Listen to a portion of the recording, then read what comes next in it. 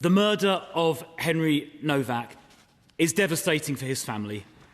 He was an innocent young man on the way home when he was brutally killed. Henry's family have suffered an unimaginable loss, and I know the thoughts of the whole House will be with them all. The evil murderer, Vikram Digwa, lied from start to finish, including a false allegation of racism. But on arriving at the scene, the police appeared more concerned with the accusation of racism and even the possibility that Digwa himself was injured than they were in helping Henry. Henry told the police he could not breathe 9 times. He told them he had been stabbed 4 times. The response from the officer, we've all heard, was to say, "I don't think you have, mate." Henry was handcuffed and dragged across the ground as he lay dying. Can you imagine what he must have felt as he cried out for help and was ignored, as the officers who should have worked to save him instead handcuffed him and inquired after the welfare of his killer, standing just inches away? Henry's dad, Mark, said this: "Henry did not die with dignity. He did not die with the care he deserved. He lost consciousness before anyone believed him." So we need the IOPC to urgently and transparently report into how it was the police attending were more concerned with the accusation of racism than they were in helping a dying man. Mr. Speaker, we cannot tolerate a situation where false allegations of racism by criminals are believed. We cannot allow the colour of someone's skin to be a consideration in how the police or other public services treat people. And yet this has happened. Just recently, we learnt that Valdo Calicone, who murdered 3 people in Nottingham, was not sectioned by mental health professionals because they thought there was, and I quote, "an over-representation of young black males in mental health detention." The consequent failure to section Valdo Calicone, in part because he was black, led directly to the murder of 3 innocent people.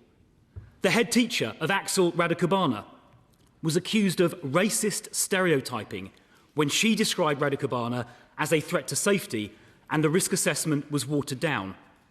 Radicubana, of course, went on to stab and murder 3 young girls at a Southport dance class. But, Mr. Speaker, this has not happened by accident. It is enshrined in the police's own policy documents. The Police Anti-Racism Commitment, published in March 2025 by the NPCC and the College of Policing, urges police forces to reverse engineer the same arrest rates between ethnic groups, even though the offending rates are different, by treating different ethnic groups differently. Let that sink in for a moment. An official police document actually says people should be treated differently based on the colour of their skin. I've said before at this dispatch box, at least twice, that document should be withdrawn. The dangerous ideology of so-called anti-racism, allowing people to be treated differently based on race, must end. Extreme activists have hijacked the policy-making process, and this is where it has led. It has no place in policing, it has no place anywhere. So does the Home Secretary agree that the so-called police anti-racism commitment must urgently be withdrawn? It is morally wrong and it is dangerous as well. Police forces must focus on catching criminals and keeping the public safe. They must simply treat everyone exactly the same. I want to finish with Mark Novak's words yesterday, Henry's father. He said this: "Henry was 18. He was kind, ambitious, loved, and full of promise. He had his whole life ahead of him. But that future was stolen from him, and no verdict and no sentence will ever give it back." Mr. Speaker, it is true that nothing can bring Henry back. But let us make sure that no one ever again experiences what Henry did in his last tragic moments. Home Secretary. Thank you, Mr. Speaker. Let me thank the Shadow Home Secretary for his remarks and for the tone in which he's reflected on this horrific murder and the words of the family, which obviously he knows I share as well. Let me just say his initial point, I would normally let it slide, Mr. Speaker, but I think there's far too much misinformation floating around social media for me to just leave this one unchallenged. On the government coming to the House, he will know that the proceedings and sentencing concluded at 4 o'clock yesterday. We said we would come immediately thereafter to the House, and we have presented ourselves here today. We have responded in an appropriate way with all of the facts at our disposal and all of the judges' remarks at our disposal for our review before coming to this House. And I think it's important that we respond in these moments in a measured way, and that is what we, the government, have sought to do. He referred to evidence in relation to the Valdo Calacane inquiry. He will know that the inquiry into the Nottingham attacks is well underway, and I don't think it would be appropriate for me from this dispatch box to preempt any findings that the inquiry might make. But of course, all of the actions and assumptions made by professionals of different public services, including the police and the health service, are subject to scrutiny within that inquiry. I'm sure those are matters that we will return to as that inquiry reports. He did refer to the findings of Phase 1 of the Southport inquiry in relation to those horrific murders and the findings in relation to how the public service systems in that case, in relation to Axel Rudakabana, centred the danger he might have posed to himself given his mental health diagnosis and did not take into account the danger he posed potentially to others. There have been recommendations, he will know, that have been made for change in this area, which the government will respond to fully in due course. But let me be very clear with him and all members in this House, in all such matters, in terms of how we engage with our public services and how they assist risk, the only important factor is the risk an individual poses, not their race, not their religion, or indeed anything else. And we will not tolerate a situation where other irrelevant factors are taken into account. I repeat again, all are equal before the law, and every public service needs to bear that in mind. He referred to the police anti-racism commitment. He will obviously remember, I'm sure, that the race action plan for the police began life under the previous Conservative government. In fact, I'm old enough to remember when Theresa May called out disproportionate use of stop and search for black communities in particular. He will know that the way that policing works in this country is by consent. It is important that the police retain the confidence of all of the communities that they police, and that there has, I think he would acknowledge, being a history and a context here relating to racism and the police. Whatever changes are made, it is important that nobody overcorrects or course corrects such that all of us as citizens are no longer equal before the law. And this government will always ensure that in fulfilling their sacred duties to keep our communities safe, that the police always act without fear and favour and always ensure that every citizen is treated equally. But I'm sure he wouldn't want to do down or ignore historic and legitimate concerns that there have been from some communities about institutional racism as well as differential treatment. I condemn all types of differential and every type of differential treatment. I do not stand for it. My own track record as a government minister shows I will always act when there is evidence of differential treatment, and it is absolutely vital that that message is heard loud and clear across the whole of our country. When Henry lay on the floor, he warned that he had been stabbed 4 times.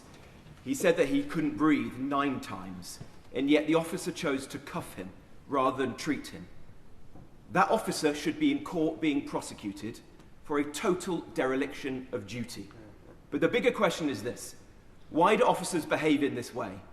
Is it because they have been taught repeatedly to elevate perceptions of ethnic minority communities over the safety of white British people? That sickness contributed to the killings of Rudakabana, of Calacone in Nottingham, and now to Digwa, is a sickness rooted in the anti-racism agenda. Will the Home Secretary root it out?